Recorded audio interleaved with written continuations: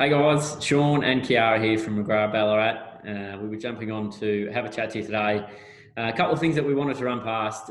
First thing that we wanted to chat about today was the stock shortage. Now, I guess it's been in the media, and a number of agents are all sort of talking about how that's probably the thing that's propped our market up in Ballarat and held us in good stead throughout this COVID period, is that has been less stock hit the market. But we wanted to come on and give that some context today with some stats and figures, because I think it's probably fairly common for agents to say, we need more stock, we need more stock. Now, most of the time, yep, that's probably just a bit of a cry out for some more listings. But this year, stats that I was surprised at when I looked at them myself. So we kick it off and just sort of run through three of the more prominent suburbs and give you some stats. If, by the way, any of these if you live in one of the suburbs that's not one of these three and you're interested in some information on your own suburb, feel free to get in contact with either Kiara, myself, or anyone in the McGrath team, and we'll be able to send you through a report with some detailed information on how your suburb's tracking. But Kiara, kick us off with some of these stats. Yeah, sure. So we've done stats for Alfred and Wendouree and Ballarat Central, so some of our prominent suburbs, or one of our most popular suburbs. To kick it off with Alfred, so we're basing this on a calendar year basis for the three. Last year, so Alfred achieved 248 sales as a whole for a suburb, and we're looking at a median price at that point for just under 480. This year, to this point being that we're halfway through September at the moment, we have achieved 90 sales for the suburb in comparison to last year.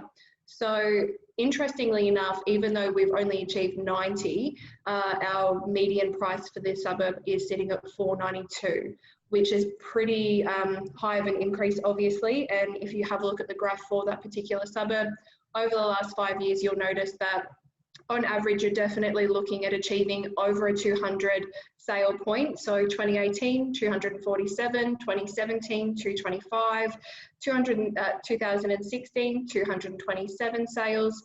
So Alfred consistently has definitely had that over 200 point, and just that the median price has continued to increase just shows the demand for the suburb, and very much that there is the shortage of listings for that area too. So to have just 90 in nearly 3/4 of the year, I mean, even if we doubled that now in the last quarter, we're still going to finish on 180, which year on year, you'll finish 70 short of where we were last year, which obviously we're not going to double it. I wouldn't have thought in the next little bit. Moving on, we've got Ballarat Central. So last year, Ballarat Central turned over 129 properties with a median of 515. This year, just 40, so hugely down.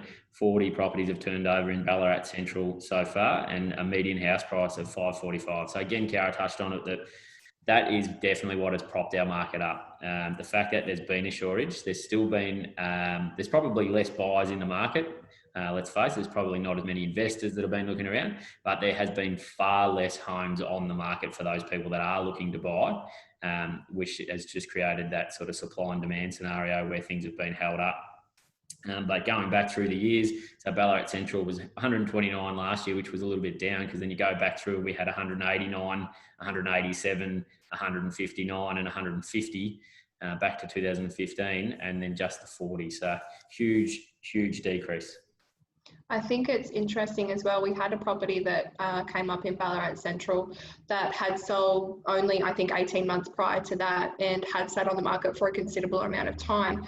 There was definitely more available for stock-wise at that point for the 2019 year, and the amount of interest and also the amount of people that came through the doors for that one in comparison to even its prior campaign the year before was pretty phenomenal. So people are definitely saying that they're waiting for the spring market to hit for Ballarat, but like Sean said, even if we were to double the sales, we're still definitely going to be at a less point than what the stock was to carry for the three suburbs we covered today last year.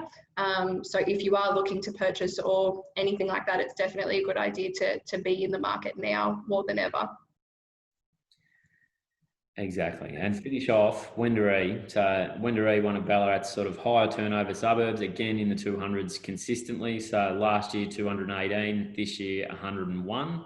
And going back through the years again, we had 229, 275, 226, 219, and then just 101 so far halfway through September. Median house price year on year, so 2019 that was at 330,000, and with the shortage of stock has seen it rise to 352,000. So very, very strong indicators of a seller's market, I suppose. So if there is, without sort of sounding like the typical real estate agents, if you are looking to sell, now is a good time. As much as people want to ask the question at the moment, especially with what's been going on through the pandemic, is it a right time to sell? These numbers would certainly indicate that it's worth exploring the options for sure. Yeah, definitely.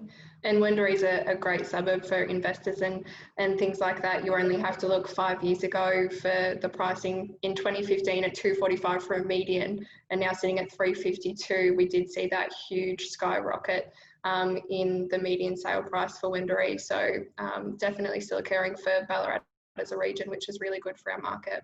Absolutely. So like we said, guys, if there's any suburbs that we haven't sort of touched on today, which obviously there's quite a few, but if they're interested in some of these stats and some more figures, please get in contact with Cara and myself, or like I said, any of the team.